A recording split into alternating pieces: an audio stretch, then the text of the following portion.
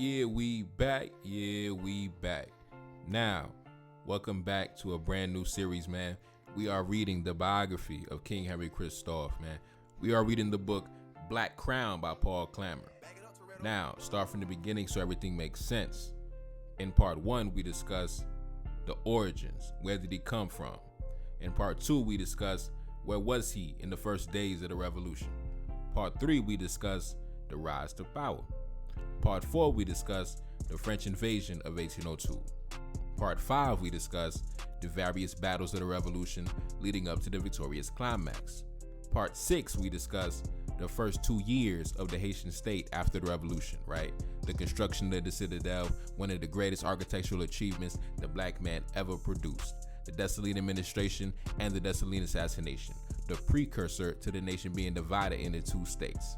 Part 7, we discuss the 1807 Haitian Civil War between Christophe's northern faction and the southern mulatto faction after the death of Dessalines.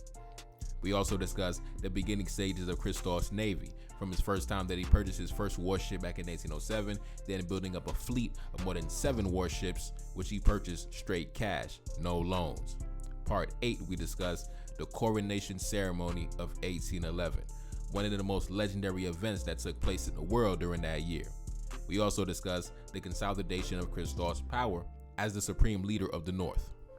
Part 9, we discuss the first few years of Christophe's kingdom, the rebuilding of the state, the various domestic and international conflicts, the capture and the execution of a French spy back in 1814, and a massive national celebration for the Queen of Haiti in 1815. And I believe that's where we left off at, right?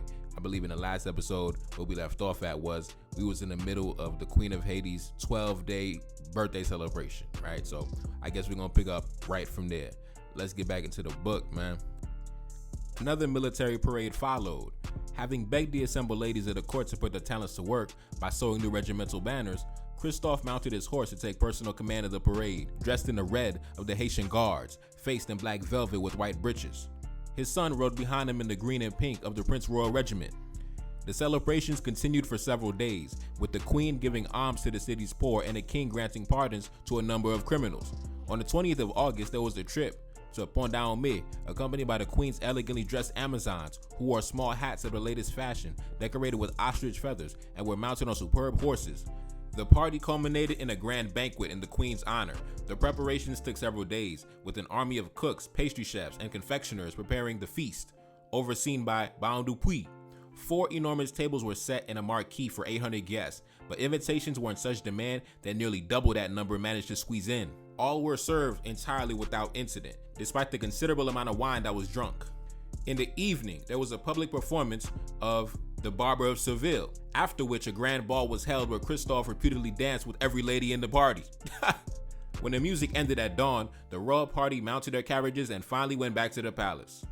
When the Royal Gazette of Haiti concluded the coverage of the party, it published a new order issued by the king declaring that a column dedicated to liberty was to be erected in the center of the parade ground in the Citadel. The complete act of independence was to be cast in bronze, and every Independence Day, it would be rededicated in tribute to those who had died to bring Haiti into the world. The names of all the signatories would be included, with the exception of those who had proved themselves traitors to the national cause. There was no explicit mention of Alexander Pichon, but Christophe knew that just 2 months earlier, the Senate in Port-au-Prince had named the president for life and given him the power to nominate his successor.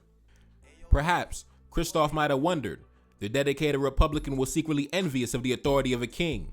And perhaps, flushed with the celebrations for his wife's party, he might have also wondered if the toast given by Mr. White had also rang true, that he had no one left to fear because his kingdom was invincible. On the morning of the 17th of October 1816, 2 ships were spotted on the horizon heading towards Christophe's capital.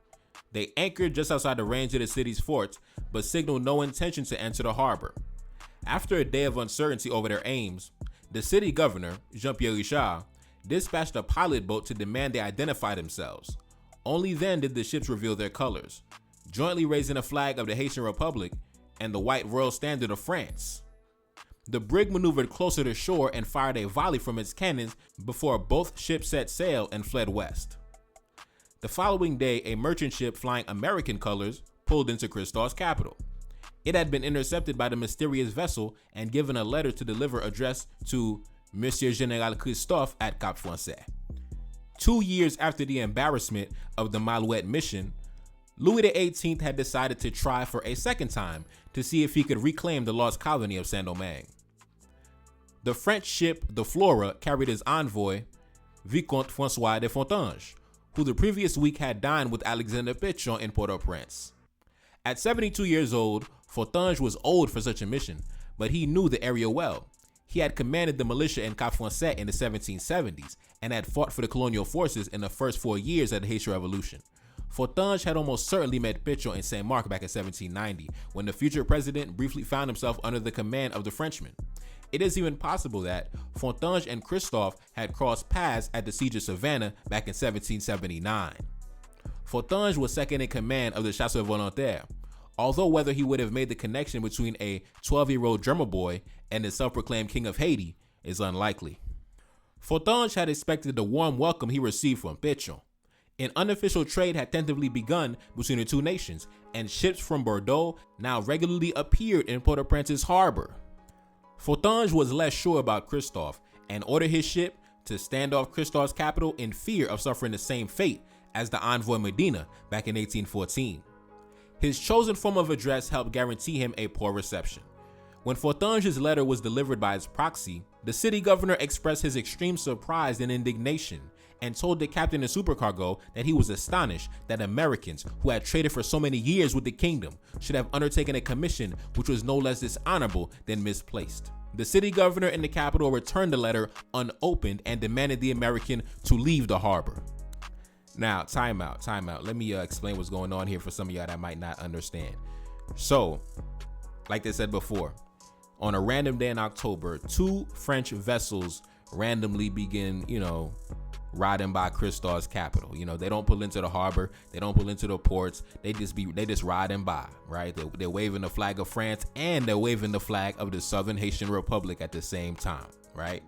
Just in case y'all missed that. They said they immediately raised the flag of the Haitian Republic and then they raised the standard of France, right? So they never pull into the harbor because the captain, François Fontanges or whatever the hell his name is, he was scared to suffer the same fate as the envoy from 2 years ago, Medina, who was imprisoned and captured and executed. So what he did was he tried to use an American vessel as an intermediary or, a middleman to deliver the letter. So that's why the city governor in the capital was like, I can't believe, Americans would take on this mission. How dare you, and they returned the letter back without even delivering it to Christophe and without even opening the letter. Now let's continue. In the end, the French ship intercepted another vessel near Gonaïves and persuaded the captain to deliver the same package undercover to the commander of the port there. The letter contained a pronouncement from Louis XVIII expressing that he was desirous of extending to the colony of Saint-Domingue the blessings he had bestowed on France and wished to restore the legislation of the colony, the internal administration and public order so that commerce between France and its subjects could prosper. Christophe was requested to enlighten his people as to the fatherly disposition of the king.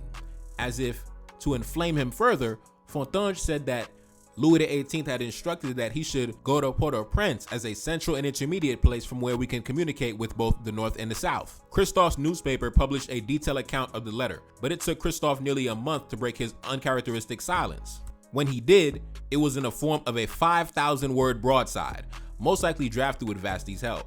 It recycled many of the themes regularly used to denounce the French, but now there was an increased self-assurance in his voice. The king knew that France was still occupied by the allied European armies that had defeated Napoleon, reducing Louis XVIII to sending a ship rather than an armada. The royal celebrations held a few months earlier had showed a prospering and confident nation. If Haiti was to deal with France, it would be entirely on his own terms. Christophe said, "Whenever we negotiate, we will withhold our consent from any treaty which does not comprehend the liberty and independence of the entirety of Haitians who inhabit the 3 provinces of the kingdom, known by the names of the North, the West, and the South, our territory, the cause of the Haitian people being one and indivisible. No overture or communication from the French to the Haitian government, whether oral or written, shall be received unless made in the form and according to the usages established in the kingdom for diplomatic communications. Neither the French flag nor individuals of that nation shall be admitted within any of the ports of the kingdom until the independence of Haiti has been definitively recognized by the French government." Christophe's confidence was also boosted by the attention he was paid by his new friends in London. Prince Saunders was given a generous stipend as Christophe's new agent and returned to London with a mass of papers and pamphlets that he set about translating into English. The resulting book was called The Haitian Papers, and its 228 pages offered the British public its first sustained exposure to Haitian voices beyond the short snippets previously reprinted in the newspapers. Saunders explained the importance of refuting the racist narratives put forward by Haiti's enemies. Prince Saunders said, "Such persons have endeavored to impress the public with the idea that those official documents which have occasionally appeared in this country are not written by black Haitians themselves, but that they are either written by Europeans in this country or by some who, they say, are employed for that purpose in the public offices at Haiti. I upon my honor declare there is not a single white European at present employed in writing at any of the public offices, and that all the public documents are written by those of the king's secretaries whose names they bear, and that they are all black men or men of color." The book made a direct appeal to the English character that had led to the abolition of the slave trade, and can now offer support to a leader like Christophe, who was showing what a nation freed from slavery could achieve. In its pages, the Haitian Papers reminded its readers of how Christophe had stood against Bonaparte by presenting the combative letters he exchanged with Leclerc in 1802, before including Puevo's narrative of the king's rise to power, written for his coronation.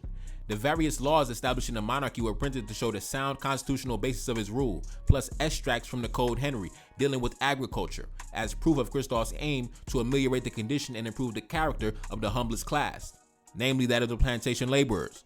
The reciprocal obligations between proprietor and planter and the emphasis put on the moral value of labor was music to those looking for a model of how Jamaica or Barbados could continue to prosper if emancipation were to take place. The front page of the Haitian Papers included an engraving of Prince Saunders, deep in contemplation, his chin resting lightly on his fingers. It was drawn by Richard Evans, a young painter who had been a studio assistant to Sir Thomas Lawrence, the Regency era's most famed portraitist. When Saunders returned to Christophe's capital in September 1816, he brought Evans with him. William Wilberforce had asked Christophe to send him his portrait, and Evans was offered a salary of $5,000 a year to become Christophe's court painter. Saunders also wooed a sculptor named John Rossi to work on pieces for the palace. Rossi was minded to accept until he found himself in the middle of a disagreement over who had the authority to engage people to travel to Haiti. Saunders, having just arrived from the capital, appears to have prickled the sensitive Wilberforce, who was affronted that the Boston man was taking decisions without his blessing. A fortnight after arriving in Haiti, Evans was installed at the palace as master of the newly established Academy of Drawing and Painting.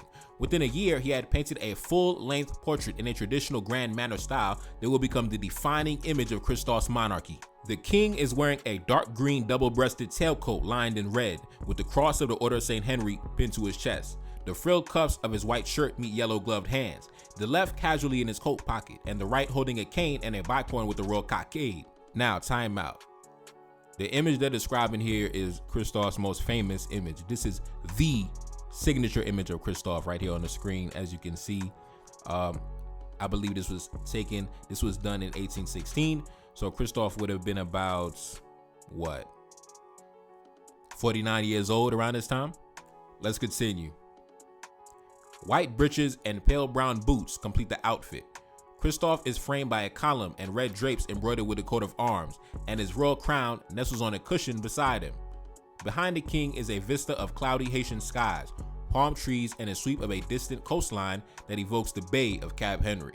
The framing suggests the king at ease in his palace, although no such view from the palace existed in reality. Evans may have suggested the pose, but Christophe would have had final approval before the portrait was sent to Wilberforce. He would have recognized the high forehead framed by graying hair, worn long enough at the back to tie into a pigtail, the heavily arched eyebrows, and a hint of mustache stubble. If there was a hint of tiredness in the lines of his forehead, Christophe possibly acknowledged them as evidence of a life that had begun in slavery, but had led through war to this moment of triumph. He was 49 years old when Evans painted him.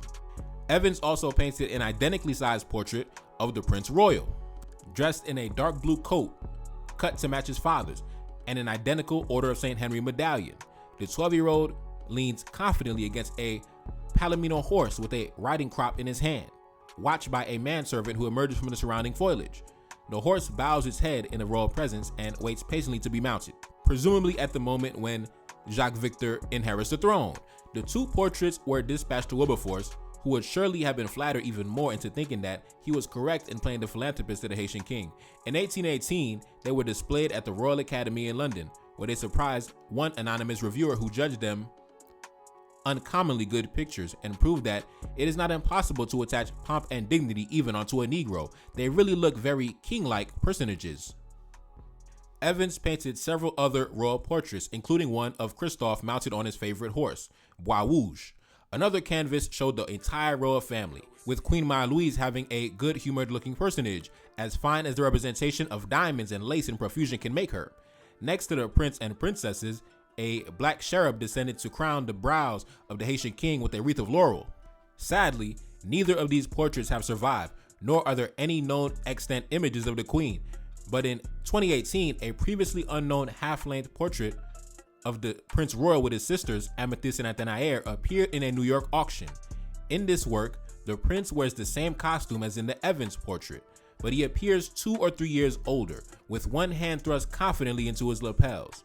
Amethyst, whose oval face bears a clear resemblance to her father's, rests a gloved hand on her brother's shoulder, while to her left, Athénaïre has the softer and more rounded face of a girl in her late teens. The princesses wear modest muslin day dresses, each carrying a charming hint of the lilac and pink gowns made for them in London. Only pearl necklaces and diamond earrings definitively mark their wealth. The painting of the prince and the princesses was done by a similar but less refined hand than Evans, and may have been completed by one of his pupils, although Evans only taught in Haiti for 1 year before returning to England. A possible candidate is an artist named Revenshaw, who the Royal Almanac listed as the king's painter in 1817 and who succeeded Evans as Academy Master. Little is otherwise known of the artists who graduated from the school. One may have been Xavier Gazul, who was born in Port-au-Prince in 1783 and is known to have painted the children of the Duc de Marmelade. One named graduate who appears to have specialized in landscapes rather than portraits was NelsonAmadeus. His father was an officer at the 1807 siege of Port-au-Prince, who was executed for dereliction of duty. When an inventory of his possessions was drawn up, a letter was discovered from his wife announcing the birth of their third son, and stricken with remorse, Christophe apparently ordered the whole family to be taken under his care. Desroches painted several images of the palace, showing the palace at the height of the kingdom's power.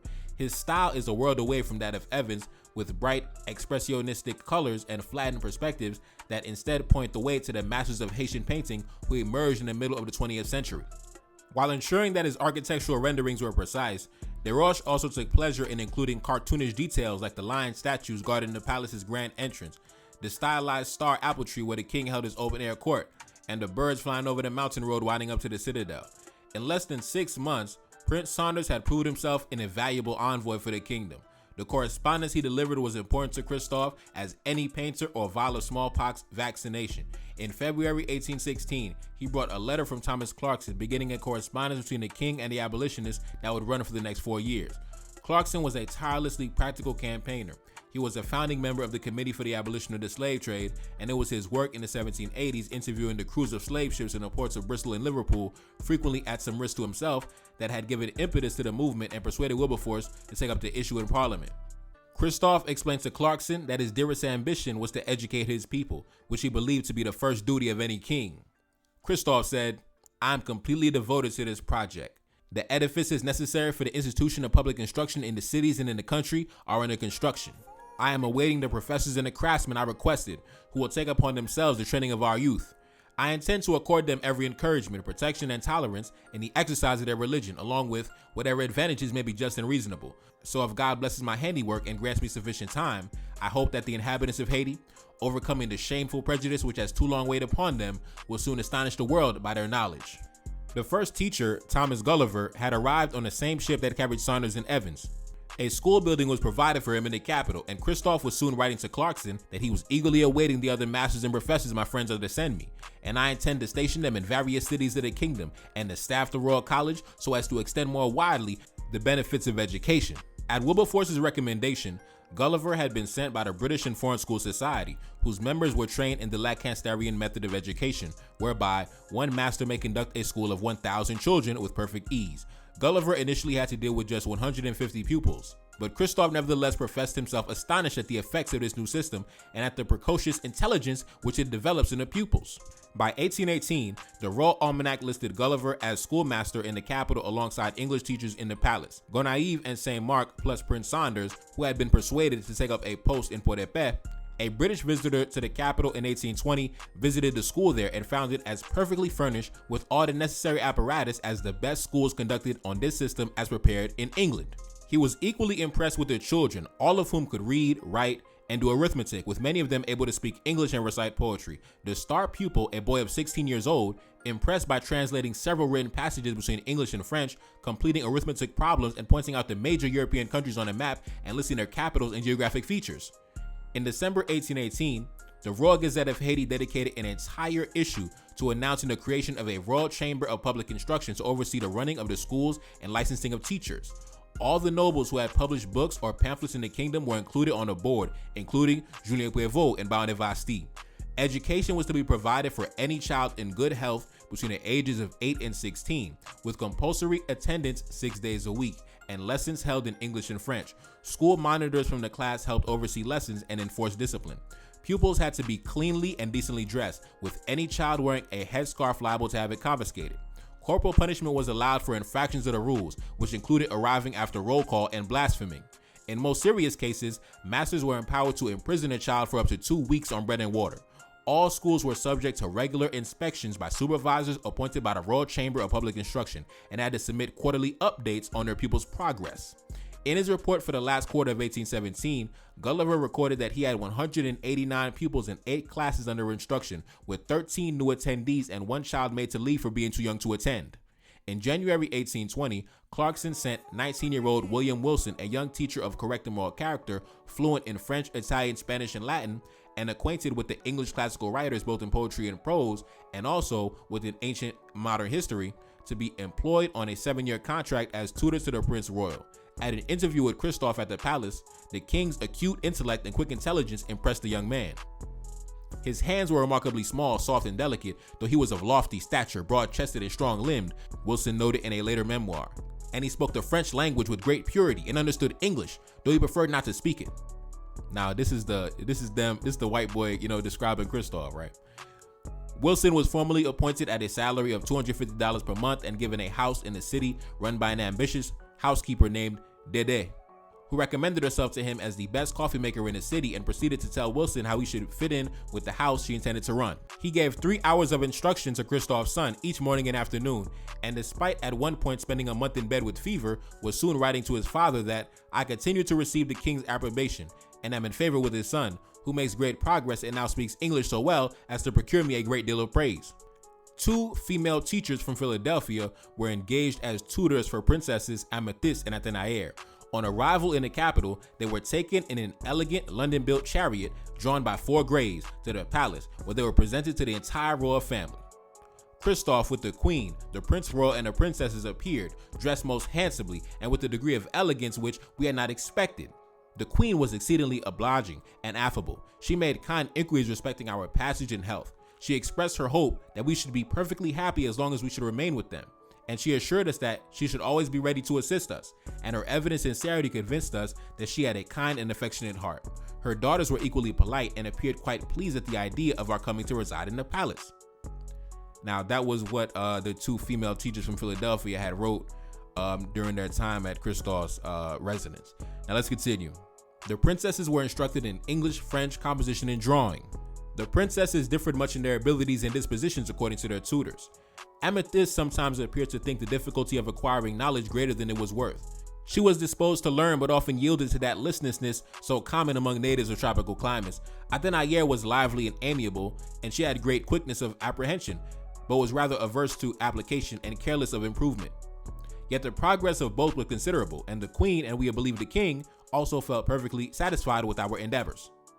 The kingdom's educational progress was celebrated in Christophe's 1818 Independence Day address, which took public and private virtue as its central theme. Christophe said, "Parents who have sent your children to drink at the fountains of instruction and imbibe the precepts of wisdom at the national schools, you have seconded the fondest wish of our heart and already feel the happy results of your conduct. Continue then to send your children to the public schools where, along with the first rudiments of knowledge, they will receive the principles of religion, of virtue, and morality. Religion and moral instruction were frequent topics of discussion in Christophe's letters to both Clarkson and Wilberforce. One of Clarkson's earliest letters explained the role that the Quakers had played as abolitionists and asked Christophe whether one of their ministers might be allowed to preach the gospel in the country. At every stage in his correspondence with Clarkson and Wilberforce, Christophe painted an image of a fragile infant country, hoping for their paternal guidance. This was a world away from the rhetoric of blood sacrifice frequently deployed in his Independence Day speeches or his fiery denunciations of Haitian Republicans and the French.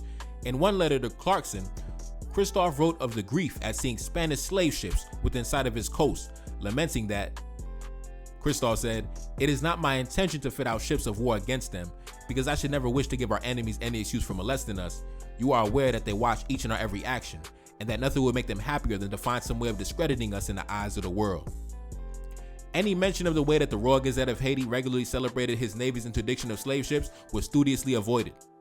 When dealing with affairs that might damage Haiti's reputation, obfuscation was the chosen tactic.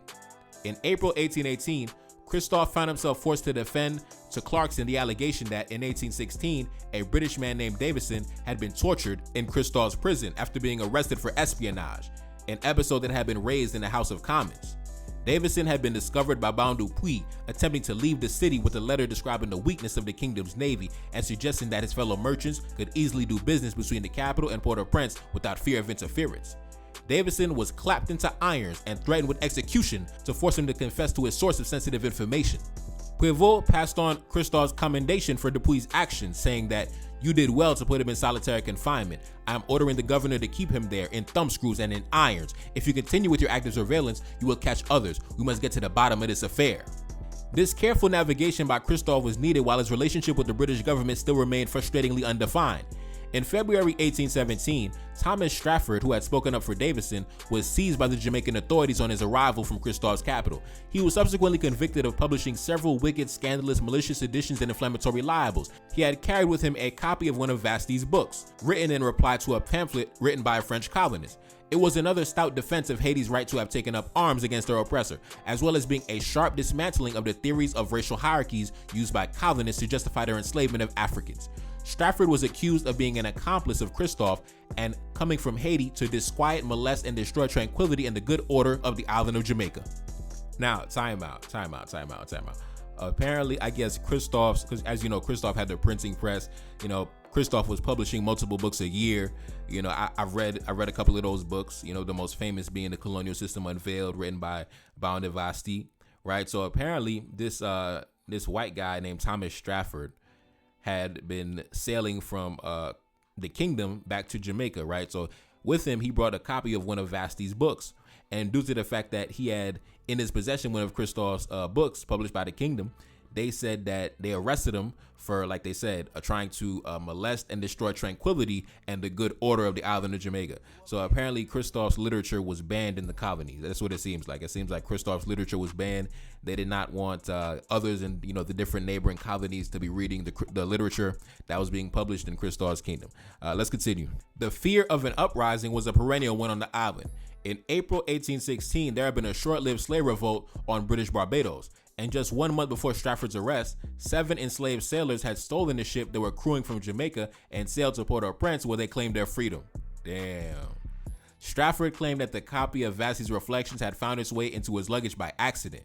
While he was found innocent of any intent to distribute the pamphlet, it was nevertheless judged to be so dangerous that he was fined for its possession. Now, time out. Like I said before, I don't got no love for the Southern Haitian Republic, Christophe's adversaries to the South. I don't got no love for them, but I gotta give credit where it's due, right? Where they said that the homies from Jamaica had captured a ship and sailed to Port-au-Prince, where they claimed their freedom. I gotta show love to the boys down south in the Southern Republic of Haiti. I gotta show love. I've been taking shots. I've been shitting on them this entire series, but that was some real stuff right there. That was real. The Jamaican homies, they sailed to the Southern Republic of Haiti and they were welcomed with open arms, man. They got their freedom, man. So shout out to the Southern Republic. They did a few good things. They did a few good things, man. I mean, the economy was garbage. I mean, the administration was trash. The regime was garbage, but they did some good things. They shared some good principles with us, up north. They still shared some good qualities with us up north. They had a very respectable military. Very respectable military. That's one thing we're gonna give them their credit for. They had a very solid military, but in terms of administration, garbage. Economy, trash, but they still had that, revolutionary spirit inside regardless. Let's continue.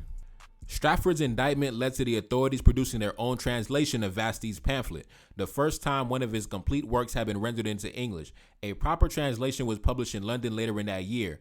Its unapologetic descriptions of the violence inflicted on the enslaved, as well as Vasti's energetic claim to his rights as a man, were such a shock to the sensibilities of many readers that the translator felt obliged to add a note of explanation, saying that if in some parts the language of wounded feelings appear too strong or too acrimonious for English ears, let the reader cast his eye over the lettered pages, containing a few specimens of the humanity of the ex-colonists when power was on their side, and he will there find an apology which no feeling heart can hesitate to admit. The translator was a botanist named William Hamilton, who had moved to Christophe's capital in 1817 to study the kingdom's agriculture. He came to the conclusion that transitioning away from crops such as sugar to wheat or potatoes would not only increase the efficiency and self-sufficiency of Haitian farming, but if rolled out across the Caribbean, could successfully undermine the entire economic basis of colonial slavery.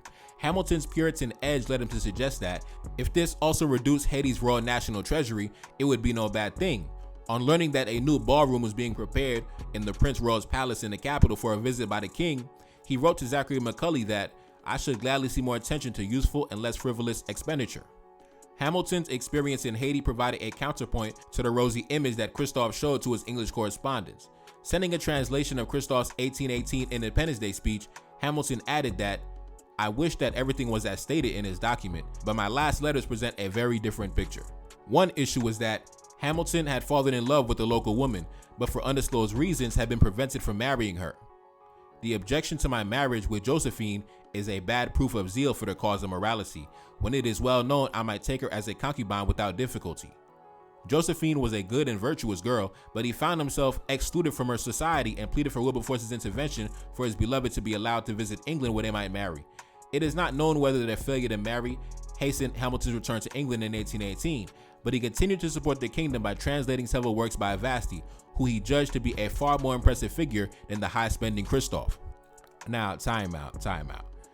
So this white dude was upset, because he was dealing with a local black woman in the area, and I guess for whatever reason they weren't authorized to be married or whatever. Now he was so mad, he was excluded from her society. Man, listen, back in those days, back in 1818, a black man couldn't just waltz in and just run off with a local woman and things like that and be included in the society.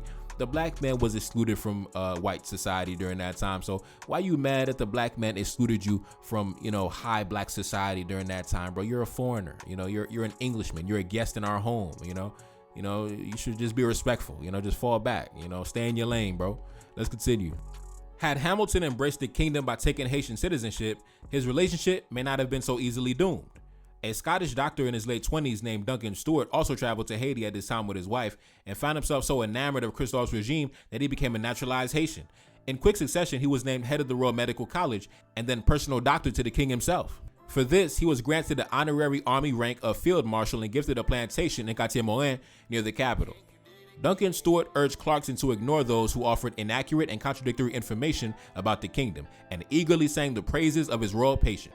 Christophe's doctor said, perhaps there never was a man who from the energy and acuteness of his mind and from an intimate knowledge of the character of the people he governs was so well calculated to rule a kingdom as the present king of Haiti.